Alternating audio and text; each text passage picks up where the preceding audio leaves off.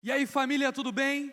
Nós vamos continuar com o tema manifesto e é um prazer enorme estar junto com vocês, podendo compartilhar todas essas manifestações que nós como igreja precisamos fazer para que de fato nos posicionamos em relação a pautas, agendas, debates e discussões que o mundo tem tido. Hoje nós vamos falar sobre algo que parece não ser tão espiritual, até porque parece que de alguma maneira a igreja elencou alguns assuntos que são espirituais, enquanto descartabilizou outros, dizendo que eles não são espirituais. Mas, olhando para as escrituras, uma coisa que eu e você não podemos deixar de perceber, é que para aquele que nasceu de novo, tudo é espiritual, tudo é adoração. Por isso mesmo que o apóstolo Paulo diz que nós comamos ou bebamos, devemos fazer tudo para a glória de Deus. Para o apóstolo Paulo, beber uma Coca-Cola era tão espiritual quanto levantar a mão no culto. E nós precisamos trazer essa mentalidade para os nossos dias, porque muitas pessoas têm pensado e têm feito de Deus um administrador de clube gospel, enquanto Deus, na verdade, tem um plano muito maior para mim e para você. O plano de Deus não envolve apenas levantar a mão no louvor, não envolve apenas participar de um grupo religioso. O plano de Deus vai muito além dessas coisas.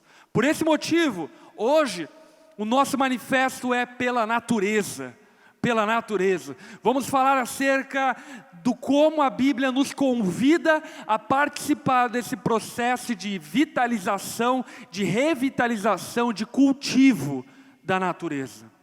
Para isso, eu quero convidar você a abrir a sua Bíblia no livro de Romanos, no capítulo 8, no verso 17. Romanos, capítulo 8, verso 17. Abra sua Bíblia aí. Romanos capítulo 8, versículo 17. O apóstolo Paulo vai dizer: se somos filhos, então somos herdeiros. A Bíblia diz que todos aqueles que creram, que receberam a Jesus, deu-lhes o direito de se tornarem filhos de Deus. Tem algum filho aí? Se nós somos filhos, a lógica básica é: nós somos herdeiros. Se nós somos filhos de Deus, nós somos herdeiros de Deus. Se somos herdeiros de Deus, qual é a nossa herança? Para nós sabermos qual é a nossa herança, é necessário nós sabermos o que Deus tem. O que Deus tem? Todas as coisas. E se Ele tem todas as coisas são nossas. E por uma razão lógica, tudo que Deus tem passa a ser nosso. E tudo aquilo que nós ainda não usufruímos porque não atingimos a maturidade para que usufruamos. Mas futuramente todas essas coisas serão nossas. Portanto, a terra e tudo que existe nela é nossa herança. Quando nós cuidamos da criação de Deus, nós não estamos cuidando de algo que não nos pertence. Pelo contrário, estamos cuidando de algo que nos pertence. E futuramente, na glória dos filhos de Deus, usufruiremos plenamente e completamente da nossa herança. Porque se nós somos filhos, nós somos herdeiros. Herdeiros de Deus, co-herdeiros com Cristo. Se de fato participamos dos seus sofrimentos, para que também participemos da sua glória.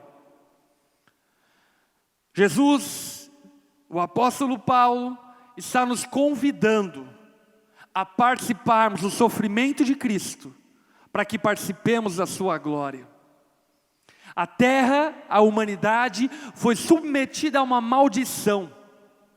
E Jesus levou sobre si toda a maldição, para que eu e você pudéssemos ter vida e vida em abundância. E o que Paulo está dizendo é: meu irmão, se você está comigo na favela, você vai estar comigo também em Beverly Hills.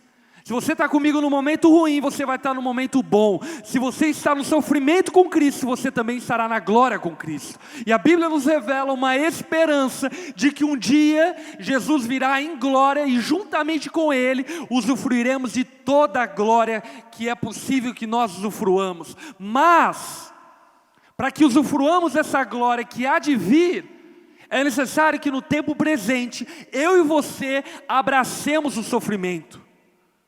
Por esse motivo, cristianismo é muito mais sobre abraçar o sofrimento do que sobre abraçar a prosperidade.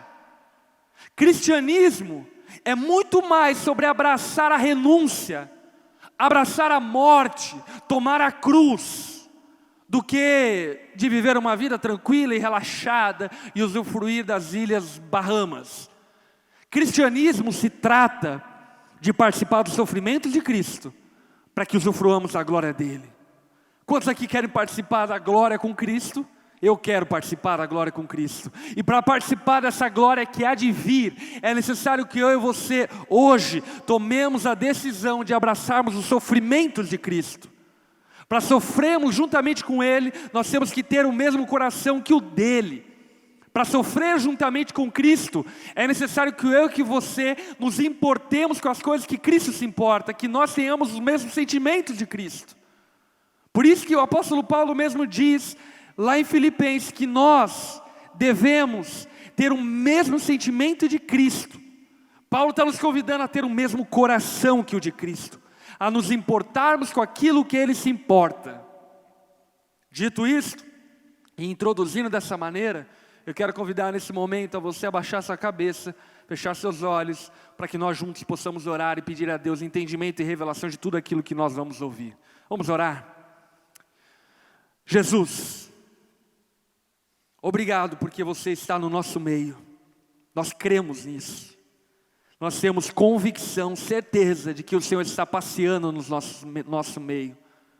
E pedimos a Ti, Jesus, que o Teu Espírito possa repousar sobre nós, exortando-nos, corrigindo-nos e dando-nos, ó Pai, entendimento das coisas eternas. Jesus, liberta-nos da mediocridade, liberta-nos da miserabilidade. Jesus, liberta-nos da religiosidade, que limita as coisas espirituais a uma vida tola, passageira e sem nenhum sentido. Jesus, eleva os nossos olhos, eleva o nosso coração, eleva a nossa mente, dá-nos um coração como o Teu coração, Jesus. E que nesse tempo o Senhor possa nos dar clareza, discernimento, para que tendo essa clareza e esse discernimento, possamos sentir aquilo que o Senhor sente. Possamos, ó Pai, nos importar com aquilo que o Senhor importa. Durante esse tempo, Jesus, encha-nos de revelação, de discernimento da Tua palavra. Nós oramos e nos colocamos em total dependência do Senhor, no nome de Jesus. Amém. Amém? Se nós somos filhos, somos herdeiros. Tudo que Deus tem, é tudo que nós temos. Portanto, quando nós cuidamos das coisas de Deus, nós não estamos cuidando apenas das coisas de Deus, mas nós estamos cuidando das nossas próprias coisas. Uma boa forma de você entender isso é entender, por exemplo, um filho de algum empresário. A fortuna, a riqueza, a empresa, os imóveis, os bens materiais que aquele empresário tem, pertence ao seu filho. Pela imaturidade, pela pouca idade, o filho ainda não usufrui de tudo, mas você concorda comigo que tudo aquilo que o pai dele tem pertence a ele. E por esse motivo, preservar e cuidar das riquezas do Pai é cuidar e preservar daquilo que nos pertence. Portanto, cuidar e preservar as riquezas de Deus é cuidar e preservar aquilo que é nosso, mas que ainda não usufruímos em plenitude. Falando sobre isso, eu quero continuar lendo Romanos capítulo 8, agora quero chegar no versículo 18. No versículo 18, o apóstolo Paulo diz o seguinte: considero que os nossos sofrimentos atuais não podem ser comparados com a glória que em nós será revelada. Paulo diz: considero que o sofrimento que nós enfrentamos agora não pode ser considerado com a glória que nos será revelada. Que sofrimento é esse? É muito interessante olhar para Gênesis capítulo 1, capítulo 2 e perceber algumas coisas. Primeira delas, tudo aquilo que Deus cria é bom. Tanto é que no final de todo dia que Deus cria, Ele encerra o dia dizendo: ficou muito bom o que eu fiz. É muito bom o que eu fiz, é bom o que eu fiz, porque tudo que Deus faz é bom. A natureza é boa, a humanidade é boa. Tudo é muito bom porque Deus é bom, e tudo que Deus faz, Ele faz como fruto da sua bondade. Dentro desse entendimento, Deus dá ao homem a responsabilidade, a delegação para administrar, para dominar todas as coisas criadas por Deus. E disse Deus: façamos o homem a nossa imagem, conforme a nossa semelhança, domine ele sobre os peixes do mar, sobre as aves do céu e sobre todos os animais que se movem rente ao chão. Esse texto está lá em Gênesis capítulo 2. Gênesis capítulo 1, Deus diz o seguinte: façamos o homem, cuide ele, cultive ele todo o jardim. Portanto, Deus faz tudo bom, Ele faz a natureza boa, Ele faz o mundo bom, Ele faz o ecossistema bom, tudo funciona em plena harmonia. E Deus diz ao homem: cuida, tudo isso é teu. As cachoeiras pertencem a você. Os oceanos são teus. O universo é teu. Domine e cuide de tudo. E é muito interessante pensar que o mandato cultural de Deus envolvia no quê? Cultive a terra. Cultive a terra. É muito interessante entender a etimologia dessas palavras. Por quê? Porque uma cultura nada mais é do que fruto de um cultivo. E um cultivo nada mais é fruto do que um culto. Portanto, gerar uma cultura, cultivar, é cultuar. Cultuar o quê? Cultuar a Deus.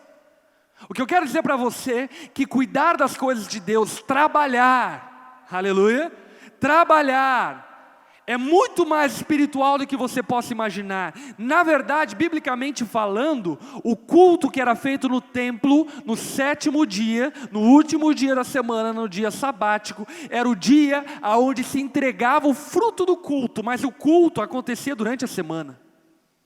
E um grande equívoco que nós temos cometido é de pensar que o culto acontece na igreja. Mas quando nós olhamos para a Bíblia, nós percebemos que na verdade o culto acontece na vida.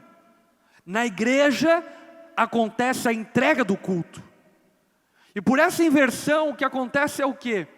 Durante a semana que as pessoas deveriam cultuar a Deus, elas estão vivendo para si mesmas. E aí elas vêm no culto para cultuar a Deus. Inversão completa de valores. O culto é lugar de entrega de ofertas. O culto é lugar de entrega de adoração. Durante a nossa semana é lugar de nós adorarmos, cultuarmos a Deus em tudo que nós fazemos. Porque o nosso trabalho é um culto a Deus. Agora o que aconteceu com Adão e Eva? Você conhece a história. Eles fizeram aquilo que Deus reprovava. Diante de todo esse ambiente perfeito, eles pecaram. Eles fizeram o que era reprovável, repugnante aos olhos de Deus.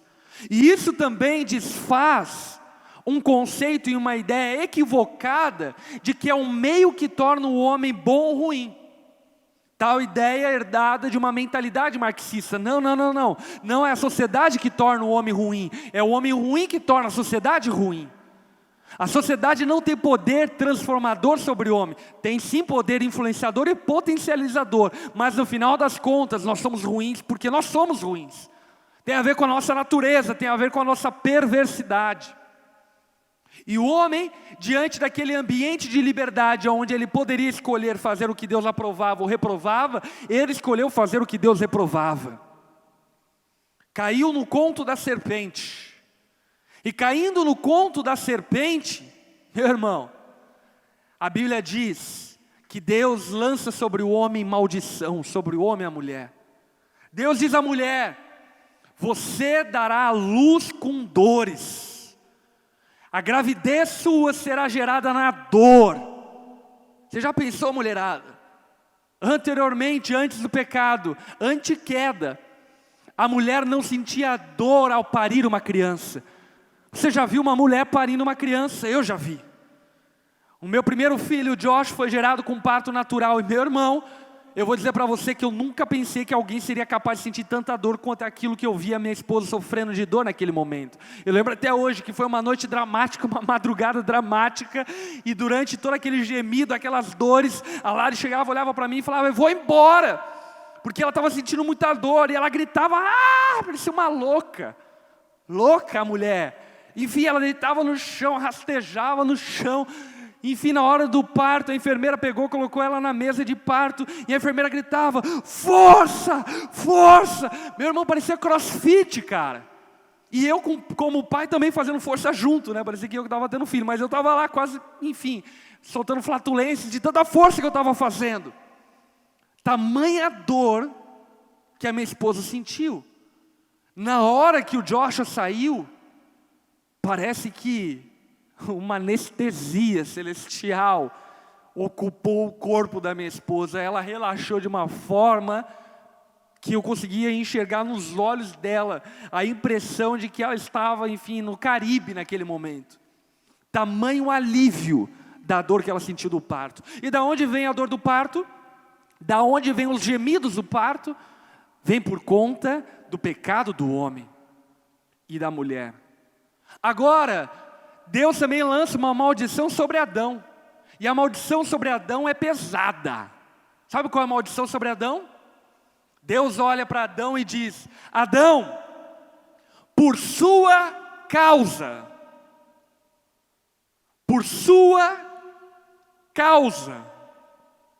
olha para quem está do teu lado, aponta o dedo na cara dessa pessoa e diga a essa pessoa: por sua causa. A Bíblia diz: Adão, por sua causa, a terra será maldita. Pesado, não é? Porque quando nós olhamos hoje para todas as cataclismas, catástrofes, todas as enchentes, queimadas, enfim, todo o descontrole da natureza, nós observamos a consequência do pecado do homem. O pecado do homem quebrou o relacionamento harmonioso que o homem tinha com a natureza. E nós precisamos entender essas implicações do pecado. O pecado, ele tem 3 implicações relacionais. A primeira implicação é: o homem entra em guerra com Deus. O homem foi apartado, foi destituído da glória de Deus. Segunda consequência: o homem entra em guerra consigo mesmo e com o próximo. A palavra diz que quando Deus vai prestar contas com Adão acerca do pecado que ele havia cometido, ele diz: foi a mulher que tu me deste. E quando ele pergunta à mulher, a mulher diz: foi a serpente. Ou seja, primeira treta conjugal, parece até teu casamento. Mas não somente isso, por consequência e por causa do homem, a natureza tornou-se maldita. O homem subjugou a natureza a uma maldição. Toda a criação, toda a nossa herança está submetida a uma maldição. Maldição oriunda e como fruto do pecado do homem. Versículo 19 de Romanos 8, vamos continuar. A natureza criada aguarda com grande expectativa que os filhos de Deus sejam revelados. A natureza criada aguarda com grande expectativa que os filhos de Deus sejam revelados. Eu estava lendo esse texto no original, no grego, e traduzindo ele, enfim, com dicionários, assim por diante. E a tradução do dicionário me dizia o seguinte, que a natureza aguarda com grande expectativa, é como se estivesse dizendo, a natureza, ela levanta o pescoço para enxergar, para ver, quando que será revelado os filhos de Deus, porque ela está ardente de expectativa. Sabe, por exemplo, quando você está numa fila de um banco e você levanta a cabeça para ver aonde acaba a fila, é isso que a natureza tem feito. É isso que os oceanos têm feito, é isso que as baleias têm feito, é isso que as serpentes têm feito, é isso que os pássaros têm feito, é isso que a terra tem feito e tem aguardado com grande expectativa. O quem? Greenpeace? Não. A natureza tem aguardado com grande expectativa de que eu e você tomemos vergonha na cara e dominemos, administremos, cultivemos, cuidemos daquilo que nos foi confiado. A natureza aguarda com grande expectativa de que eu e você tomemos postura para cuidar daquilo que nos foi confiado. pois ela foi submetida à futilidade. A natureza criada foi submetida à futilidade. O homem subjugou a natureza e tornou ela fútil. Fútil. É bem verdade que Deus deu ao homem a natureza para que ele usufruísse da natureza, e da natureza tirasse recursos para a sua sobrevivência. Mas sobreviver a partir da natureza é muito diferente de subjugá-la à futilidade. E o homem tem tornado a natureza fútil. Quer ver alguns exemplos de futilidade? Eu quero aqui passar algumas imagens e mostrar para vocês algumas coisas fúteis que nós como humanidade temos feito. Talvez você olhe para esse bife e diga, não, isso não tem nada de fútil. Esse bife é o famoso baby beef. Já comeu um baby beef? É delicioso, eu já comi, velho. Agora, quando eu descobri como um baby beef é feito, meu irmão, nunca mais o baby beef teve tanto sabor quanto teve anteriormente. O baby beef, ele é feito da seguinte maneira: os filhos das vaquinhas e dos boizinhos, eles são colocados dentro de uma casinha de 1 metro quadrado. 1 metro quadrado, cerca de 1 metro quadrado. E eles ficam lá sem nenhum raio solar, sem grama, sem absolutamente nada. Eles não são amamentados por suas mães. E eles ficam por 6 semanas, enclausurados dentro dessas caixinhas, aonde eles não têm raio V, eles não têm grama, eles não trocam ideia com nenhum outro semelhante a eles. Eles estão lá presos, durante 6 semanas. E essa é a vida deles, porque no final das 6 semanas eles vão para abate. Agora você para pensar, mano. Para eu e você termos esse bife macio, gostoso, nós subjugamos um animal a sobreviver durante 6 meses, encarcerado dentro de 1 metro quadrado, sem nunca ver o sol, sem nunca se alimentar da grama, alimentado à base de ração, para que eu e você, somente para que eu e você comamos um alimento ou uma carne mais macia. Isso é fútil. Isso é fútil. Obviamente que eu não entendo, e biblicamente existe autoridade para falar isso, que Deus quer que nós sejamos vegetarianos ou veganos, enfim, isso não é bíblico. Se você é, obviamente que você é respeitado por isso, mas isso não é uma ordem de Deus. Deus de fato deu os animais ao homem para que o homem comesse dos animais, mas vamos concordar que uma coisa é comer de um animal que viveu durante toda a vida no pasto, se alimentando, vivendo, e de repente ele foi abatido para a sobrevivência familiar, e outra coisa é nós submetermos um animal para viver durante 6 semanas sem raios UV, sem grama, sem nada, para que eu e você apenas comamos uma carne mais macia. Isso é fútil. E não somente isso, vamos lá para a próxima imagem. Essa imagem retrata e relata a pobreza que existe no mundo. Ainda hoje, existem milhões de pessoas que morrem de fome. Milhões de pessoas que morrem de fome em todo o globo terrestre, inclusive no Brasil, no sertão nordestino. Pessoas famintas morrendo de fome. E quando você olha para uma realidade como essa, talvez você nunca soube que eu e você desperdiçamos, enquanto cidadãos do mundo, cerca de 1/3 de todo o alimento produzido no mundo. 1/3 do alimento produzido no mundo é desperdiçado. Você concorda comigo que 1/3 do alimento no mundo seria suficiente para matar a fome dessas pessoas? E inclusive é muito interessante pensar algumas pessoas que alegam seu ateísmo diante desse argumento, dizendo: se Deus é bom, por que crianças morrem de fome na África? A pergunta é boa, mas é errada. Porque na verdade a pergunta deveria ser o contrário. Se nós somos bons, por que nós deixamos pessoas morrerem de fome na África?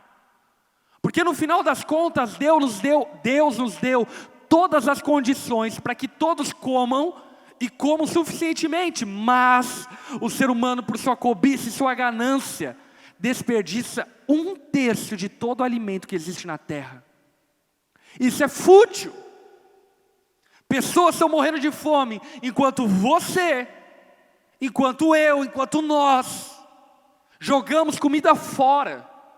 E muitas vezes a comida jogada fora, é jogada fora somente para que o preço no mercado seja inflacionado.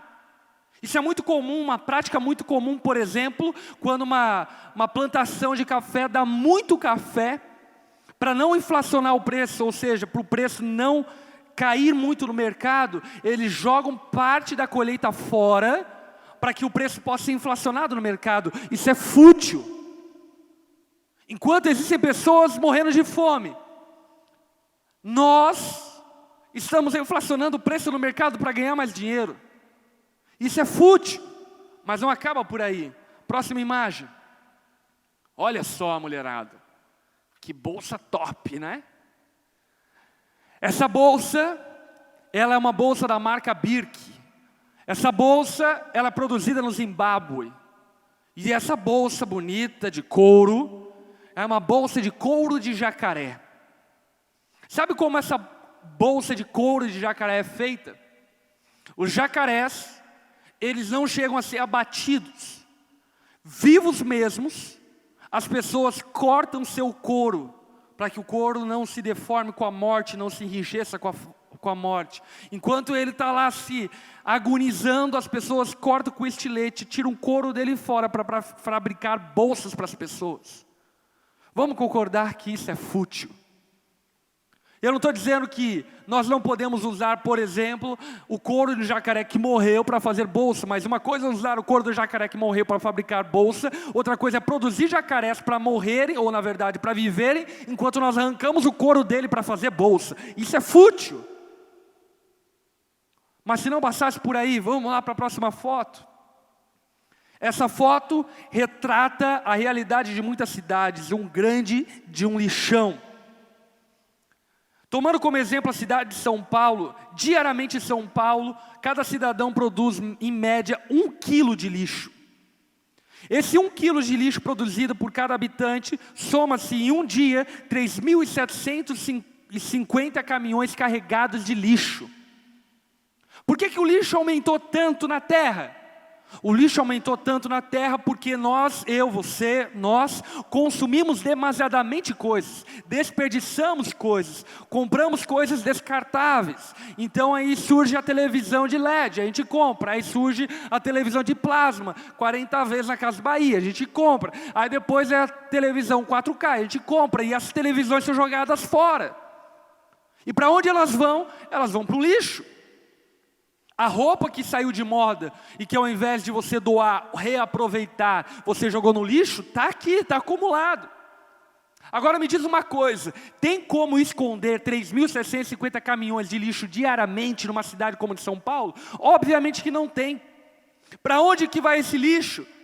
Esse lixo vai para os leitos do rio, esse lixo vai para a poluição da terra, esse lixo produz gás metano, esse lixo traz degradação da terra, do solo. E quem produz esse lixo? Nós. Portanto, visto isso, não é possível que eu e você não tenhamos consciência como forma de adoração e de culto a Deus, por exemplo, começarmos a separar nosso lixo daquilo que é reciclável e daquilo que é orgânico, e destinar o lixo da maneira correta. Porque a montoeira de lixo que tem sido produzida causa muitos males à humanidade. Essas são algumas fotos que retratam a futilidade do homem. E a natureza, ela tem aguardado com grande expectativa que eu e você libertemos ela da futilidade que nós a submetemos. Pois ela foi submetida à inutilidade, não pela sua própria escolha, mas por causa da vontade daquele que a sujeitou, na esperança de que a própria natureza criada será liberta da escravidão, da decadência em que se encontra, recebendo a gloriosa liberdade dos filhos de Deus. Versículo 22 de Romanos 8.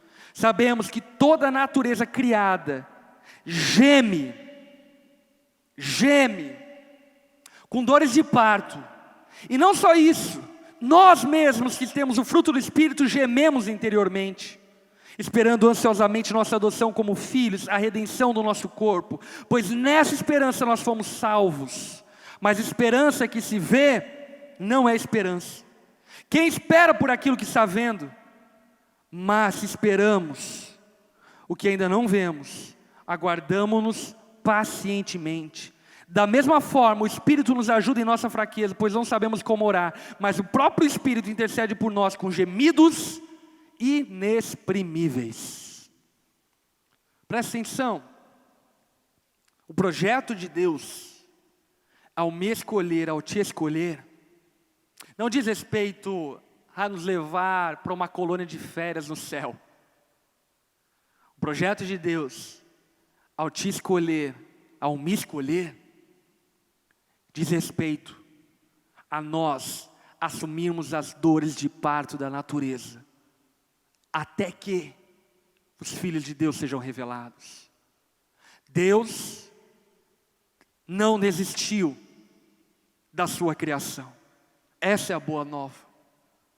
Quando eu e você, enquanto pecadores, submetemos a terra à futilidade, à inutilidade, Jesus pagou o preço e a maldição que havia sobre ela, a maldição que havia sobre mim e sobre você, para que eu e você, juntamente com Ele, fôssemos glorificados. Jesus usou uma coroa de espinhos. A maldição que havia sobre o homem é: com o suor do seu rosto você se alimentará, e a terra lhe produzirá espinhos e abrolhos. O espinho que a terra produziu, Jesus colocou na sua cabeça. Jesus carregou a maldição que havia sobre o homem. A maldição que havia sobre a mulher é: com dores de parto, com gemidos, você dará à luz. O Espírito Santo geme com gemidos inexprimíveis por mim e por você, porque Jesus carregou o preço do pecado. Para quê? Para que eu e você nascêssemos de novo, para que eu e você fôssemos aquilo que Deus sempre sonhou que nós fôssemos. O que Deus sempre sonhou que nós fôssemos? Crentes? Não. O que Deus sempre sonhou que nós fôssemos é a sua imagem e a sua semelhança, dominando sobre toda a criação, como Ele outrora fez quando submeteu a ela a criação. Eu e você somos chamados por Deus para cultuarmos a Ele, e nós cultuamos a Ele quando nós respondemos ao clamor, ao chamado da natureza. Por esse motivo, o Greenpeace e outras iniciativas que o mundo tem a respeito da preservação do meio ambiente deveriam ser iniciativas que partem dos cristãos. Porque eu e você, aqueles que nascemos de novo, temos uma certeza: a certeza de que nos aguarda um novo céu e uma nova terra. E esse novo céu e essa nova terra acontecerá quando toda a terra for restaurada, quando ela for glorificada juntamente comigo e com você. Porque toda a natureza aguarda,